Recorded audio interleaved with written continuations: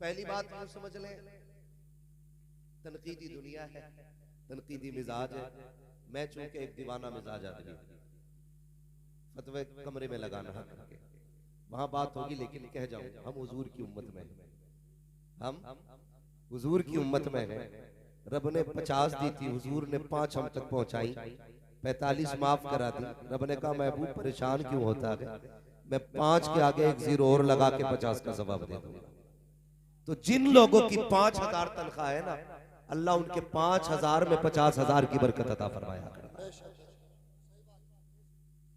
ये भी है, मैंने 80,000 रुपए लेने वाले टीचरों को हाथ फैलाते देखा, लेकिन 5,000 लेने वाले इमाम को हाथ फैलाते नहीं देखा।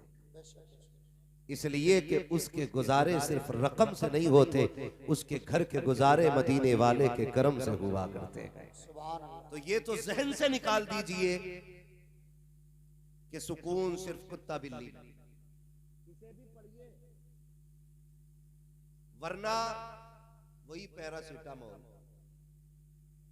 जो 75 पैसे की आती है, वही कालपोल, ये सारी टेबलेटें उल्लू बना के 75 रुपए में एक दी जा रही है, और पूरा देश गधा बना खड़ा है। कोई इस बात पर ऑब्जेक्शन इसलिए नहीं उठाता कि वो टैक्स ले रहा है, उसे तो मिल रहा है ना सिग्नेचर का पैसा, जाता किसका है, गरीब का। अगर आप पढ़ जाएंगे ना तो जरूरी नहीं है कि आप महंगी कंपनी की दवा लें, आप साल्ट देख के 1.5 रुपए की टेबलेट में भी काम चला सकते हैं। इसलिए तालीम बहुत जरूरी है। पढ़ेंगे इंशाअल्लाह, शादी करेंगे इंशाअल्लाह, माशाअल्लाह, अल्लाह सलामत रखे। ये शादीशुदा लोग बोल गए इंशाअल्लाह। मेरा सवाल तो उन लोगों से था जिनकी नहीं, ठीक है जी। और जो शादीशुदा बोले वो भी गलत नहीं है। अल्लाह सलामत रखे सारे लोगों को। मैं बस कुछ चंद बातें आपसे कर लूं, सुने जरा तवज्जो से। तवज्जो है सारे लोगों को, जरा कह दें या रसूल अल्लाह। बहुत आसान होता है सेहरे की तैयारियां करना, बहुत आसान होता है दुल्हा बनना, और उससे भी कहीं आसान होता है कबूल कबूल कबूल कहना। ये सबसे आसान है, लेकिन सबसे मुश्किल होता है निकाह के बाद की जिंदगी में अपनों के एतमाद पर बाकी रहना। आप गौर कीजिएगा, अल्लाह ना करे ऐसा हो किसी के साथ। फर्ज कर लें नातिक भाई कल दूल्हा बने, परसों दुल्हन आ जाए, मदरसे की 17 साल की तालीम एक पल्ले में रखी जाए, बीवी की एक रात की तालीम एक पल्ले में।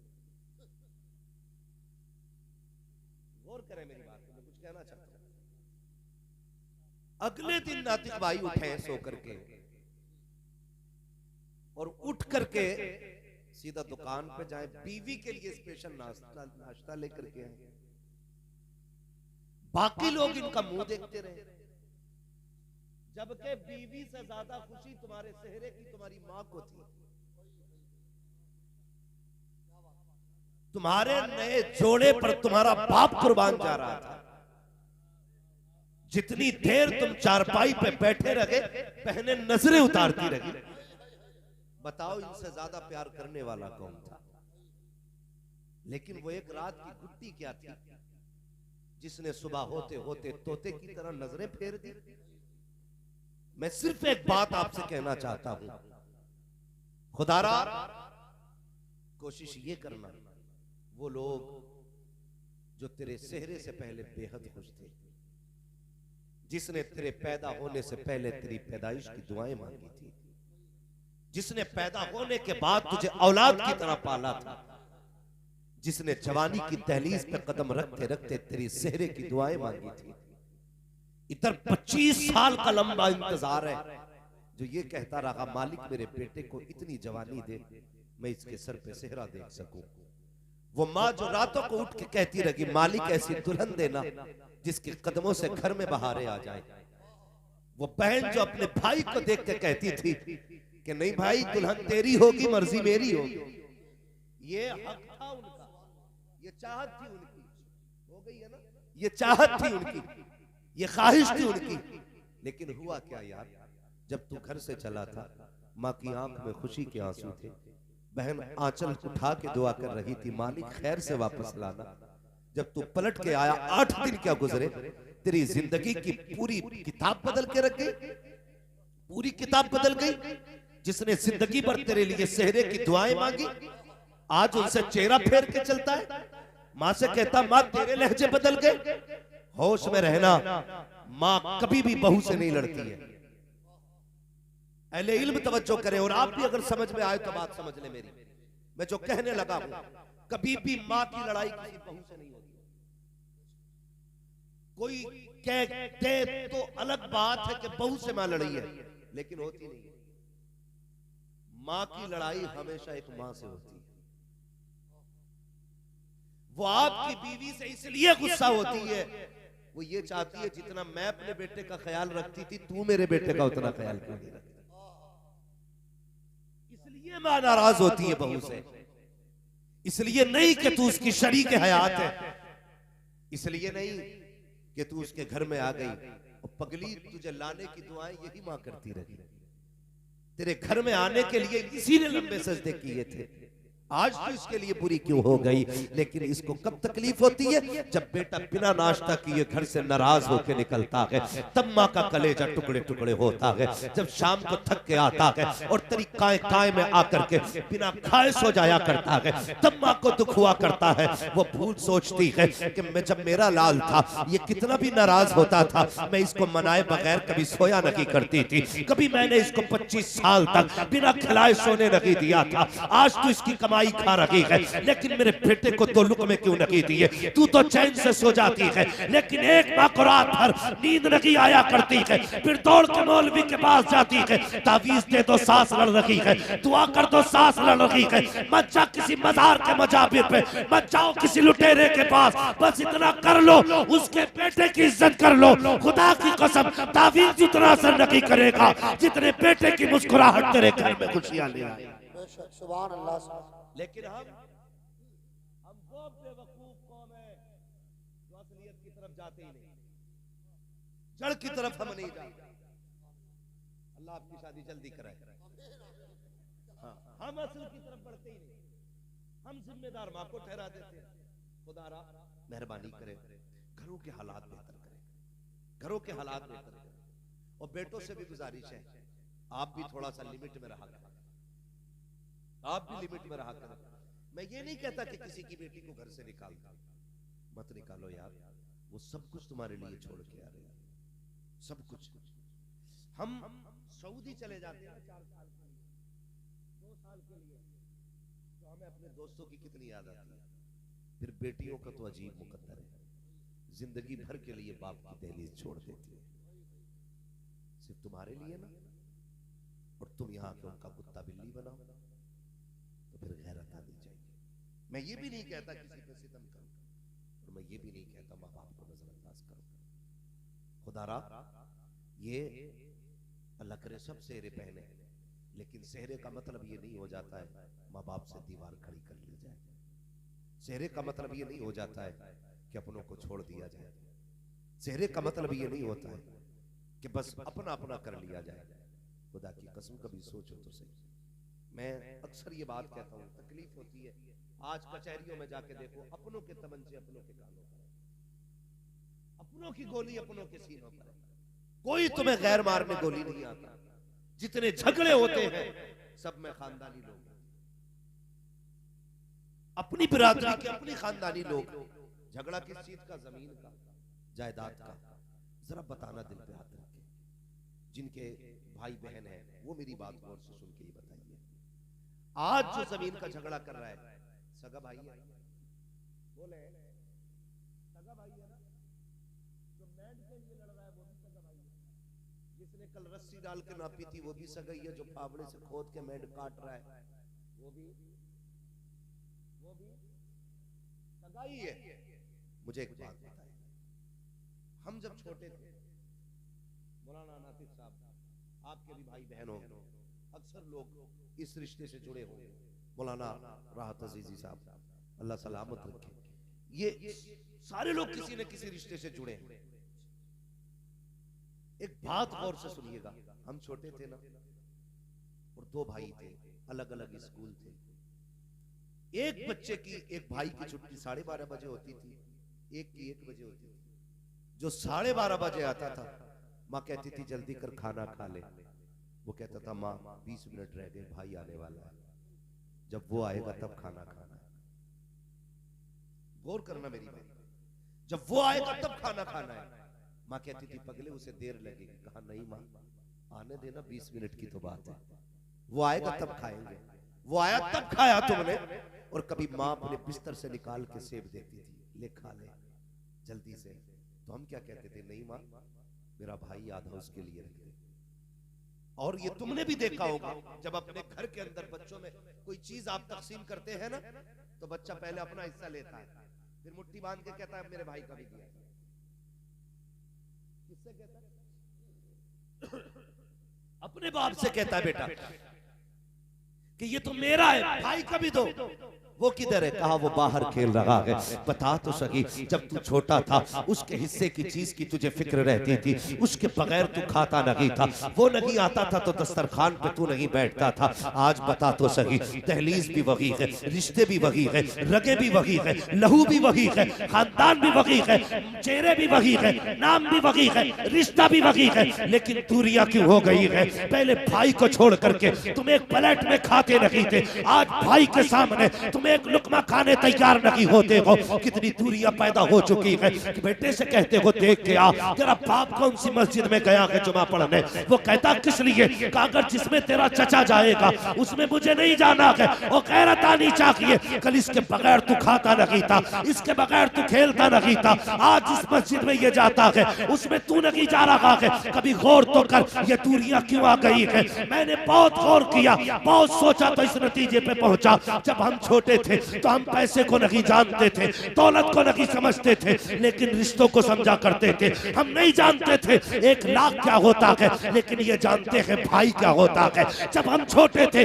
हमें नहीं पता था ये 3 बीघे जमीन क्या होती है, लेकिन हम जानते थे बहन क्या चीज होती है। जब हम छोटे थे हमें ये नहीं पता था बैंक का अकाउंट किधर से खुलता है, लेकिन जब हम छोटे थे ये जानते थे भाई स्कूल से कब आता है, उसके साथ क्या करना है। ये सारी प्लानिंग हमें आती थी। ये दूरियां किस लिए हो गई? जब से पैसे किन्ने आ गए दूरियां होनी शुरू हो गई। जब से जमीन की पहचान हो गई दूरियां होनी हो गई शुरू। जब से पैसों की तादाद बढ़ी अपनों के रिश्ते टूट गए। मैं इस नतीजे पे पहुंचा, जब तक दिल के अंदर दौलत लगी थी रिश्ते थे, जब से दौलत आई है दिलों से रिश्ते निकल गए हैं। तुम्हें खुदा का वास्ता किसी भी दौलत को रिश्तों के मुकाबले में मत लाना, इसलिए कि दौलत मेहनत से मिल जाती है, रिश्ते खुदा की कसम नसीबों से मिलाकर।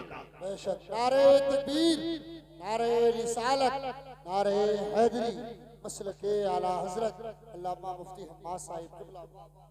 और एक बात बता दूं, मेरे हुजूर ने फरमाया था सिल मन कता, जो तुझसे जोड़ तोड़े तू उससे जोड़। अगर मौलवी अपने कमीने रिश्तेदार से भी मिलता है ना, कमजोर नहीं है, ये तो झुक गया नबी का फरमान सुन के। हाँ, ये झुक गया हुजूर के फरमान की वजह से। ये हमें करना है। जो तुमसे दूर जा रहा है, लोग कहते हैं तू हमसे 5 कदम हटेगा हम 50 हटेंगे। ये कौन सी तारीफ की बात हुई भाई? तो उससे बड़ा कमीना निकला। तू तो ये कह तू 10 कदम हटेगा मैं 5 कदम और तेरी तरफ बढ़ूंगा। ये है असल इस्लाम। लेकिन हमारी जिंदगी तो हम 6 उम्रे करिए, 3 हज करिए, लेकिन आज तक कमीनापन हमारे अंदर। जमीनों के झगड़े आज भी हमारी खेत की करवट में चल रहे हैं। किधर गया तेरा इस्लाम? क्या सीख के आया मदीने से? जब तू हुजूर की जालियों के करीब पहुंचा तो तुझे हुजूर की जिंदगी याद नहीं थी? कहता मैं गया तो दीवाना हो गया तो गुंबद खजरा देख के, और यहां आकर के वही मैंड का झगड़ा। खुदारा जब मदीने जाया करो ना तो ये भी सोचा करो ये वो महबूब लेटा है जिसने अपने कातिलों को भी माफ किया था। भूल गए हम लोग? फतह मक्का का दिन था जब सब कांप रहे थे और सब ये सोच रहे थे आज बचने का कोई मौका ही नहीं है। हुजूर ने फरमाया था मुझसे क्या उम्मीद रखते हो? तो कहा था आप करीब इब्ने करीब है। तो मेरे हुजूर ने क्या कहा था? फरमाया जाओ आज मैंने सबको आजाद कर दिया। ये इस्लाम है हमारा, ये दीन है हमारा। लेकिन हमने क्या किया? पढ़े अपने नबी की तारीख को, देखें उनकी जिंदगी को। 6 उम्रें कर लेना काफी नहीं, 5 हज कर लेना काफी नहीं। खुदा की कसम उनकी मोहब्बत में जिंदगी हिंदुस्तान में गुजार दे, मदीने की तमन्ना लेके मर जा। जब कयामत में आंख खुलेगी तो मदीना शरीफ की जमीन नजर आएगी। कमाल ये नहीं है उधर उड़ के जाया जाए, कमाल ये है कि यहां मदीना बनाया जाए। अपने दिलों को मदीना बनाइए। बहुत खुशियां मनाता है बेटे की पैदाइश में, बाप को खुशी है। खुदारा मेहरबानी करें, टूटने वाले रिश्तों को जोड़ने की कोशिश करें। करेंगे इंशाअल्लाह, सारे बोले इंशाअल्लाह। तो कभी भी दौलत और रिश्तों को तोलना मत।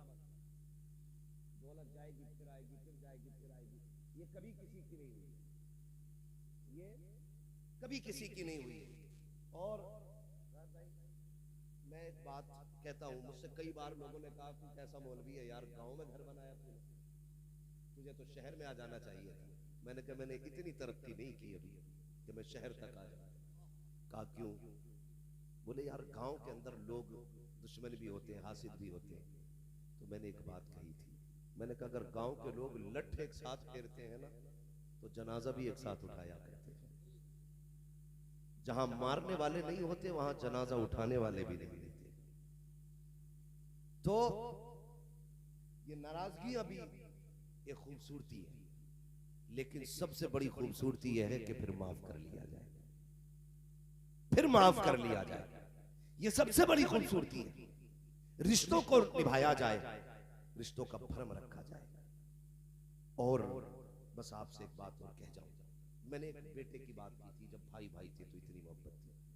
आज मूंछ का जो झगड़ा हो जाता है, मूंछ का, कि मुझे नहीं जाना। क्यों नहीं जाना? अब वो मेरा जो समधी है ना, उसने मुझे ऐसे बोला है। इतनी सी बात पे 10-10 साल बीत जाते हैं, बाप बेटी के घर नहीं जाता, बाप बेटी के घर नहीं जाता। फोन आते हैं बेटियों के, कोई तावीज होगा, मेरा भाई आ जाए, मेरा बाप आ जाए। खुदा की कसम, एक बकरा पाल लो ना बकरीद के लिए 2 साल या 1 साल बकरा पाल लो तो कुर्बानी के वक्त उसे देख के रोना आता है। कई वीडियोस बकरीद पे ऐसी वायरल की गई कि जानवर रो रहे थे अपने मालिक से लिपट कर। यार अगर जानवर को मालिक की इतनी पहचान है तो फिर बेटी को बाप से कितना प्यार होता होगा। हमने उसके अरमानों का गला घोट दिया सिर्फ अपनी अना की खातिर, अपनी मूंछ की खातिर कि मैं समधी के सामने नीचा नहीं होना चाहता। भाइयों से पीले मेरी, खुदा की कसम, बहन जैसी बेटी कहां से लाओ? तुम्हें याद नहीं हो तो याद दिला दूं, जब तुम स्कूल जाते थे तो ड्रेस तुम आके फेंकते थे घर में, टाई कहीं, पैंट कहीं, शर्ट कहीं, बस्ता कहीं, अगले दिन सारा तरतीब से रखा मिलता था। ये रखने वाला कौन था? बहन थी। हर दिन तेरी ड्रेस को धुल के प्रेस करके रखने वाली कौन थी? बहन थी। तेरे उठने से पहले तेरा नाश्ता तैयार करना, तेरा टिफिन बांधना, ये किसने किया? बोलो, बहन ने किया। आज कहते हो मुझे नहीं जाना उसके दरवाजे पे। शर्म कर, भूल गया तू? जब तू ड्रेस पहन के चला था, कीचड़ में तेरा पैर लगा, जूते पे छींट आ गई, तूने मुड़ के कहा था उफ जूता सन गया। तेरी बहन ने इतना सुना दौड़ के आई, क्या बात है? कहीं स्कूल को लेट हो रहा हूं, जूता सन चुका है। बहन ने कहा फिर परेशान क्यों होता है? उसने कहा जल्दी कपड़ा ला साफ कर। बहन ने तेरे स्कूल का टाइम बचाने के लिए अपने सर की चादर उतार के तेरा जूता साफ किया था। भूल गया उस एहसान को? भूल गया उस एहसान को बहन के। खुदारा इनका एहसान माना करो और इनसे नाराज ना हुआ करो। अगर ये रूठ भी जाया करे तो इन्हें मनाया करो, आगे बढ़ के इनके पास जाके बैठा करो। अगर ये चेहरे भी फेर लिया करे तब भी इन्हें मनाया करो। अगर बहन बदबख्त और कमीनी क्यों ना हो, तू अपना हक अदा कर। अगर तू बहन को राजी करने के लिए कोशिश करेगा, खुदा की कसम मरने में देर लगेगी, तुझे जन्नती होने में देर नहीं लग सकती। कोशिश करो रिश्ते निभाने की। हमारे घर के दामादों को जहेज की तो फिक्र होती है, लेकिन रिश्तों की फिक्र नहीं होती। उसे ये तो पता है जहेज में क्या आया क्या रह गया, लेकिन उसे ये नहीं पता है अभी तक कि इसके भी कुछ हुकूक है, इसके भी कुछ हक है। हम फिर आपसे एक बात कहना चाहेंगे, अगर आप चाहते हो अल्लाह आपकी बेटी को इज्जत दे तो आप दूसरे की बेटी को इज्जत दिया करो। आप दूसरे की बेटी को इज्जत दोगे, अल्लाह आपकी बेटी को इज्जत अता फरमाएगा। समझ रहे मेरी बात? इसलिए कोशिश करें कि आप दूसरे की बेटी को इज्जत दिया करें। और अल्लाह ने इन रिश्तों में बरकत रखी है। मेहमान जब आते हैं ना, एक तो खाते हैं अपने नसीब का, और जब जाते हैं तो तुम्हारे घर में बरकत छोड़ जाया करते हैं। बेटियां शादी के बाद मेहमान बन जाती हैं, उन्हें देख के चेहरे ना बिगाड़ा करो। और कुछ दामाद खड़ूस टाइप के, मैं तो भाई इससे सख्त जुमला अगर मुझे आता मैं बोलता, ऐसे लोग भी हैं कि पूरा दिन मौज करेगा, लेकिन अगर बीवी चुपके से कहती सुनो जी मेरा बाप आने वाला है कुछ ले आओ, तो अब औकात दिखानी शुरू करता है। अरे हराम की खाने के लिए कमा के रख दिया था, ला के रख दिया था, शर्म किया कर यार, शर्म किया कर। दिल टूट जाता है उसका। तो तुमसे कभी कीमत उसने नहीं मांगी, कीमत नहीं मांगी उसने। 50,000 मेहर दे के सोचते हो हमने जड़ खरीद गुलाम बना ली। 11,000 में सोचते हो तुमने उसकी नस्ल खरीद ली है। एहसान मानो उसका यार, एहसान मानो। किस गर्मी में तुम्हें बना के खिलाती है, अपने सगे भाई से लड़ जाती है तुम्हारे लिए, अपने बाप से लड़ जाती है तुम्हारे लिए। और तुम क्या कहते हो? तुम क्या कहते हो कि तेरे बाप ने कमा के रख दिया, हराम का है। जब तू यारों पे खर्च करता है तब तुझे पैसे की कदर मालूम नहीं होती, जब रिश्तेदारों पे खर्च करने की बात आती है तब कलेजे फटा करते हैं। याद रखिएगा, जो रिश्तेदारों पे खर्च करने से बचता है, अपने अइज़ा करीबा पे खर्च करने से बचता है, रिश्तेदारों को खिलाने से बचता है, उसके घर में रहमत रखी नहुसत आया करती है। अगर चाहते हो घर में बरकत आए, रिश्तेदारों को मुस्कुरा के खिलाया करो, खुदा की रहमतें मुस्कुरा के आया। ये तो आलिम दीन है, इनसे तो ये उम्मीद नहीं की जा सकती कि कोई ऐसा जाहिलाना काम जो हमारे समाज में होता है हमारी कौम के लोग करेंगे, हमारी जमात के लोग करेंगे। मगर आपसे इतनी गुजारिश है, आप रिश्ते निभाने की कोशिश कीजिएगा, रिश्ते निभाने की कोशिश कीजिएगा। दीनदार लाइए तलाश करके बैठिए अपने घरों में, इसलिए कि जब औरत पारसा होती है तो फिर नस्ल भी पारसा होती है। तुम्हारे बच्चों के सुधरने बिगड़ने के जिम्मेदार सिर्फ मौलाना लोग नहीं है, ये भी सुन लो कान खोल के, समझ रहे मेरी बात? आपके बच्चे अगर बिगड़ते हैं तो इसके जिम्मेदार मौलाना लोग नहीं है। दो पानी बहुत कीमती होते हैं, एक वो जिसे ट्यूबवेल का पानी कहते हैं, उससे फसल पाली जाती है, एक वो जिसे रातों को उठ के सजदे पे आंसुओं के जरिए बहाया जाए, उससे नस्लें पाली जाती हैं। जब तक माँ बाप उठ के औलाद के लिए मुसल्ले पे दुआएं करते थे ना, तब तक नस्लें अच्छी होती थी। जब से इन्होंने उठना छोड़ दिया, फिर नस्लों ने सुधरना छोड़ दिया। आदी बने इस चीज के, मौलवी अपना काम करेगा, आप अपना काम करो। आप उठे कभी बच्चों के लिए? कभी नहीं। खुदारा नस्लें ऐसे नहीं संवरा करती, नस्लों के लिए माँ बाप को भी मेहनत करनी पड़ती है। अगर माँ बाप अच्छे होते हैं तो नस्लें अच्छी होती हैं, जमीन अच्छी होती है तो फसलें अच्छी होती हैं। इसलिए कोशिश करें माँ बाप अपनी जिम्मेदारियां निभाएं और बच्चों के लिए माँ बाप भी दुआएं किया करें। करेंगे इंशाअल्लाह, आदी बनेंगे इंशाअल्लाह, बोलो इंशाअल्लाह। हाँ, ये कोशिश की जाए कि हम अपनी नस्लों को एक अच्छी राह दिखाएंगे, एक अच्छे रास्ते पर चलाएंगे। माएँ भी बड़ी एक्सपर्ट है, बच्चा जरा सा गड़बड़ करे मोबाइल दे दिया, ये चला। 6 महीने का था तब से मुट्ठी में मोबाइल है, अब कह रही है छोड़ ही ना रहा।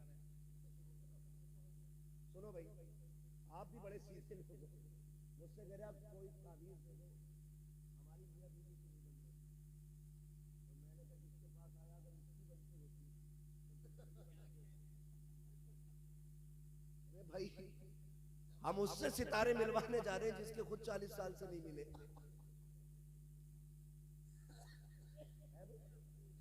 उसके पास जा रहे हैं सितारे मिलवाने जिसके खुद गर्दिश में चल रहे हैं, जिसके खुद गर्दिश में चल रहे हैं। अगर सितारे मिलाने हैं ना तो फिर मुसल्ले बिछाया करो और रब को आवाज दिया करो, मालिक सुकून दे दे। जब वो सितारे मिलाता है तो फिर कोई बिगाड़ नहीं सकता है, फिर कोई नहीं बिगाड़ सकता है। वो बैठा हुआ कह रहा ले डोरी ले जा, बीवी तेरी सुनेगी। अंदर से बीवी झाड़ू लेके आई तो अब तक नहीं उठा। नहीं, बाबा खुद झाड़ू से पिट गया। ये सितारे इन बाबाओं से नहीं मिल रहे, ये सितारे आपको खुद मिलाने। वो कैसे? जब बीवी आए तो पहली रात उससे अपने भाई की बाप की बुराई मत करना। इतना हमदर्द समझ ले है ये गधा। सबसे पहले कहता मेरे भैया से होशियार रही है, तो जेब काट ली थी और मेरी अम्मा से तो बच के ही रही है। चाबी उसकी जेब में जो रहती है 8-10 है, कोई सा भी ताला खुल सकता है। ये सारी बातें एक रात पहले बता दी तूने, अब वो इज्जत करेगी तेरे भैया की, बाप की इज्जत करेगी, वो माँ की इज्जत करेगी। वो होशियार बनते हो ना, तारीख उठा के देखे। मेरे हुजूर का आंगन है, आने वाली खातून हजरत हलीमा सादिया है। जैसी आई घर के अंदर, हजरत खदीजतुल कुबरा उठ के खड़ी हो गई। जितनी देर घर में रही, हजरत खदीजा बैठी नहीं। महबूब अलैहिस्सलाम ने फरमाया खदीजा ये बताओ जब तक हलीमा सादिया यहाँ रही मेरी अम्मी, आप बैठी क्यों नहीं? कहने लगी महबूब इसलिए नहीं बैठी कहीं उनके हुक्म की तामील में ताखीर ना हो जाए। क्या बोले? कहीं उनके हुक्म की तामील में देर ना हो जाए, इसलिए बैठी रही थी। क्योंकि उम्मुल मोमिनीन ये कहने लगे मैंने पूरी जिंदगी महबूब को अपनी माओ का इज्जत से तज़किरा करते सुना था। अगर तुम बीवी के सामने मां का इज्जत से तज़किरा करोगे, उसकी हिम्मत नहीं है वो कह सके मेरा बच्चा नहीं खिलाया। लेकिन हम क्या करते हैं, मैं वो बातें बताते जा रहा हूं, ना कॉलेज ना स्कूल ना किताबें कहीं नहीं मिलने वाली, ये बातें सिर्फ उलमा की रहती है। आपको मिलेगी, आप कॉलेज और स्कूल के जरिए इंजन सवार सकते हैं, चाहे वो टेम्पू का हो या हवाई जहाज का, लेकिन मुस्तफा के मदरसे के जरिए जिंदगी सवार सकते हैं। समझ रहे मेरी बात जो मैं कहना चाह रहा हूं? ये औरतों तक की बात नहीं जा रही होगी,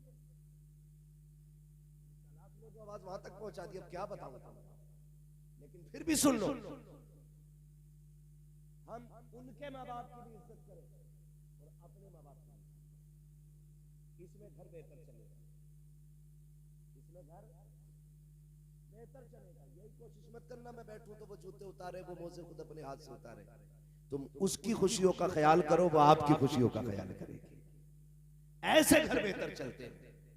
कितनी बातें मैंने इसलिए भी बता दी मौलाना नातिक रज़ा तक पहुंच जाए, ताकि आने वाली जिंदगी और भी खुशहाल हो जाए। मैं जानता हूं आलिम भी है, फाजिल भी है, लेकिन याद रखिएगा सारे इल्म किताबों से नहीं, कुछ तजर्बों से भी आया है ना।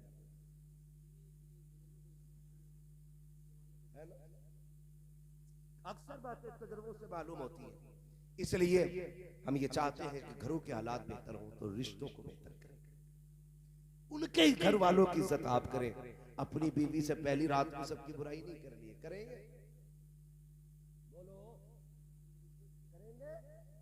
डर क्यों रहे हो भाई? ये कैमरा तुम्हारी तरफ नहीं है, ये कैमरा तुम्हारी तरफ नहीं है। बोले करेंगे इंशाल्लाह। नहीं करेंगे ना? हाँ, कभी भी बुराई ना कीजिएगा, बस एक बात समझा देना अपनी बीवी को, मेरे माँ बाप मेरी जन्नत है और मैं तेरी जन्नत हूं। अगर तुझे मेरी अपनी जन्नत बचानी है तो मेरी जन्नत भी बचा के रखनी होगी। सीधी बात है। और हुजूर ने इरशाद फरमाया तेरे 3 बाप हैं। कितने?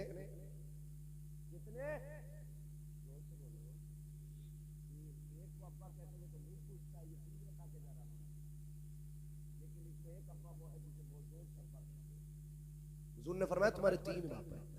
एक वो जिसने तुम्हें जन्म दिया, एक वो जिसने तुम्हें तालीम दी, और एक वो जिसने तुम्हें बेटी दी। इन तीनों का एहतराम करना। और आज इन तीनों की सबसे ज्यादा सबसे बड़ी बेकदरी जो है ना आज उस्ताद की है। पीर को भी साल में 2 बार मुसाफा मिल जाए, उस्ताद को तो एक ही बार 500 रुपए मिलते हैं दस्तार में, और एक जालजट का कपड़ा। अरे जालजट ही देना, अच्छा सूट ही नहीं देते, बस इतना। तो इन तीनों की इज्जत करनी है, इन तीनों की इज्जत करेंगे इंशाअल्लाह। अल्लाह ताला नातिक भाई की जिंदगी में बेपनाह बरकत अता फरमाए। और ये एक आलिमाना शान थी, कितना अजीम प्रोग्राम रखा गया, नात खानी हुई, हुजूर की बातें हुई, तज़किरे हुए। इंशाअल्लाह कल देखना दूल्हा भी बनेंगे, और इंशाअल्लाह इनकी शादी के मौके पे सारे लोग दुआएं मांग लेना जिनकी नहीं हो रही है। अल्लाह इस आलिम की शादी के सदक़े में हमारी करा दे।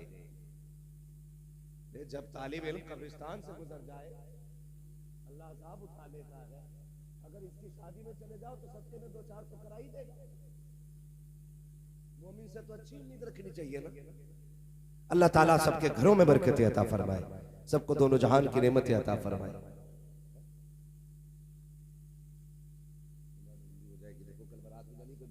लोग आगे बगैर नहाए जाए बारात में, बड़ा मसला हो जाता है।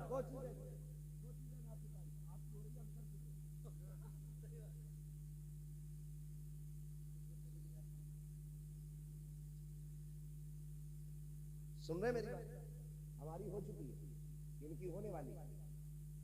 ये भले उम्र में बड़े हो सकते हैं, लेकिन तजर्बे में हम ही जानते हैं। ये परसों कहेंगे मैं आज कह रहा हूं।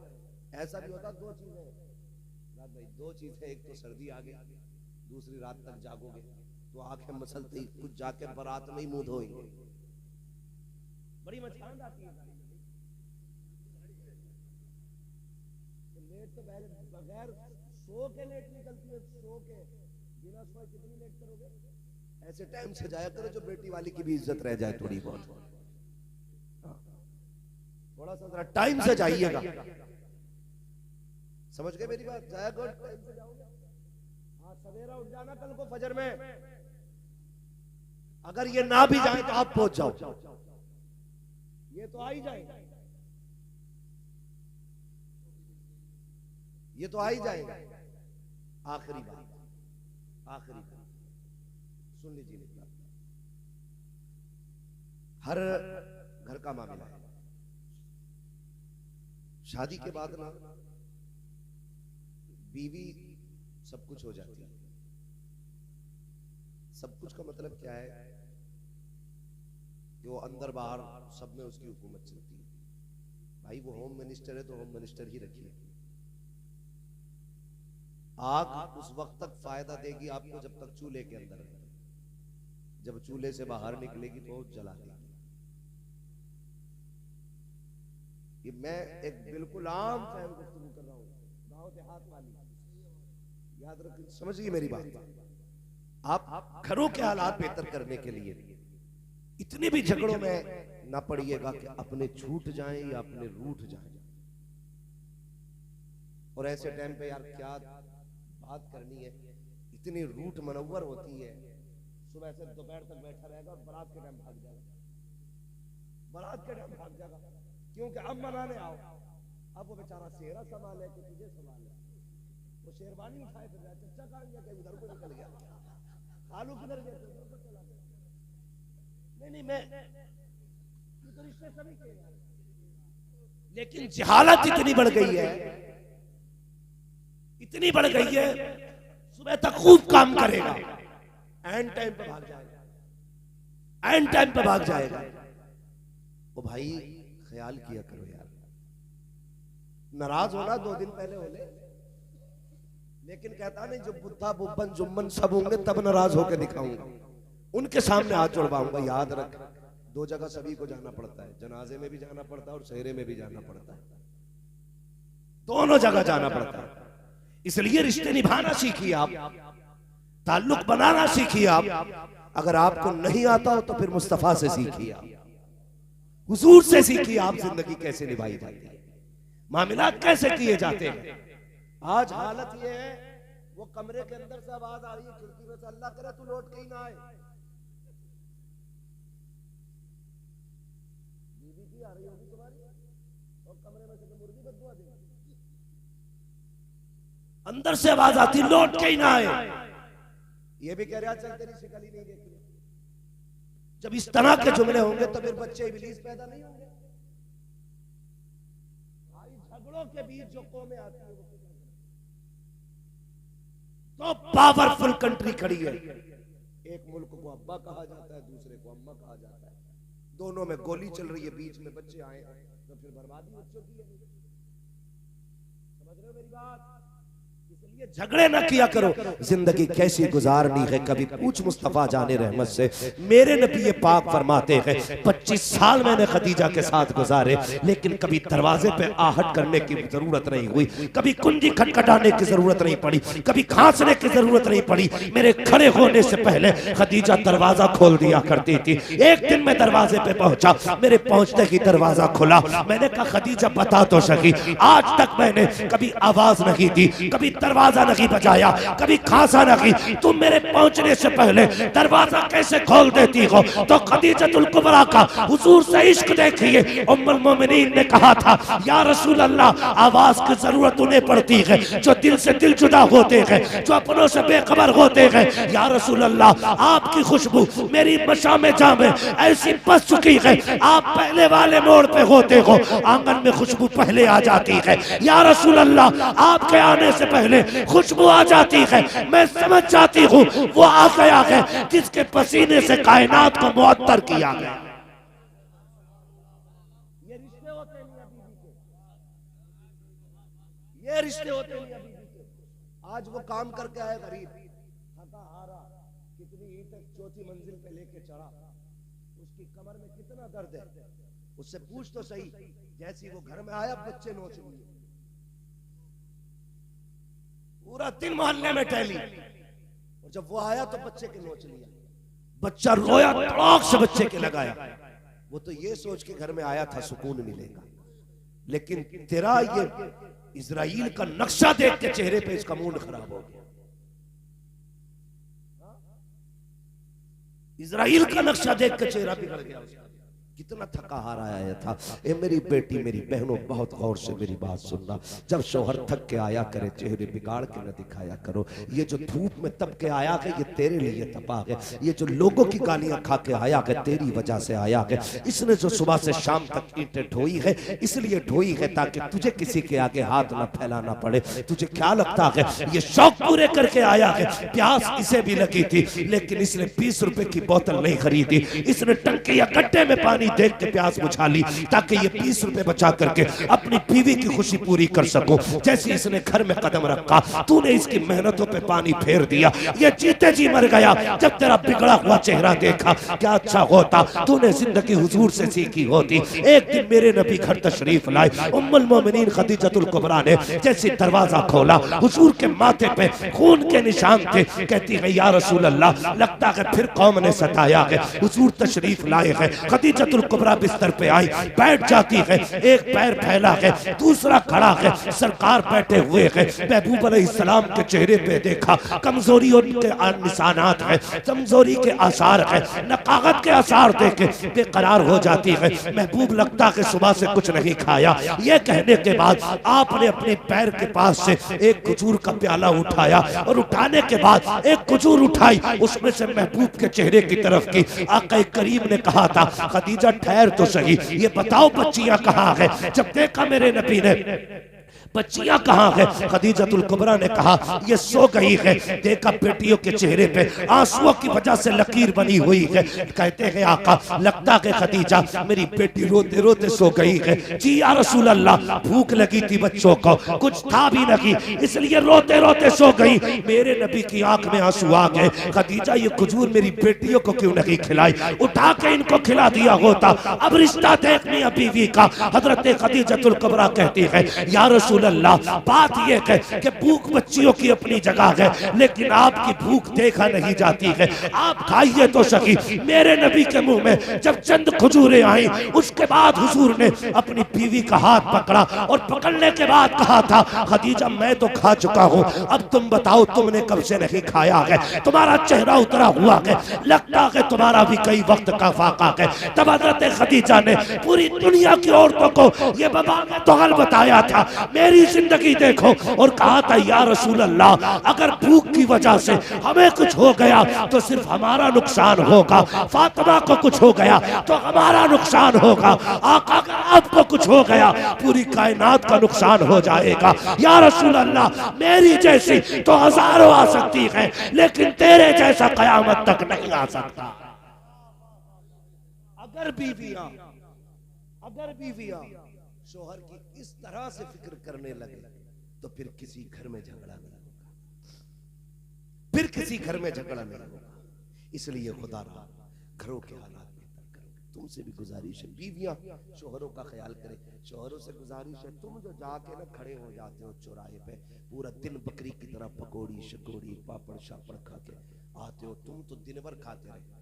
शाम को घुसे बीवी ने दस्तरखान लगाया, 2-4 गालियां बकी, 5-6 लुकमे खाए, वो कुत्ते की तरह तुझे देखती रही। एक बार तुम नहीं कह सकते खा ले, बीवी नहीं पूछ सकती तूने खाया क्या, खाया और यूं धकेल दिए बर्तन। सोच तो सही है जो दीवार से लग के खड़ी है इसने तेरी वजह से सुबह से कुछ नहीं खाया। उसे ये फिक्र थी पता नहीं उन्होंने खाया होगा कि नहीं, उसे क्या पता तू यारों के साथ गप्पे शप्पे लड़ाता रहा, पेट भर के खाता रहा। तेरा फर्ज बनता था दस्तरखान पे बैठ के एक बार बीवी से तू पूछता तूने खाया कि नहीं। वो ना भी खाती उसका कलेजा चौड़ा हो जाता, वो तेरे कदमों की खाक बन जाती, बिछा देती अपने को तेरे कदमों में। लेकिन तुम उसे गालियां दो, उसके हाथ की पक्की रोटियां खाओ और उससे पूछो तक नहीं, फिर कहते हो औरत फर्मा बरदार नहीं है, हम वफादार नहीं, तू भी तो दिलदार नहीं। सोच तो सही है किधर मुआशरे को बेहतर करना पड़ेगा ना तो दीनी तालीम को मजबूती से थामना पड़ेगा, मजबूती से थामना पड़ेगा। फरमाया गया या अय्युहल्लज़ीना आमनू दुखुलू फिस्सिल्मी काफ़ा, ए ईमान वालों पूरे पूरे इस्लाम में दाखिल हो जाओ।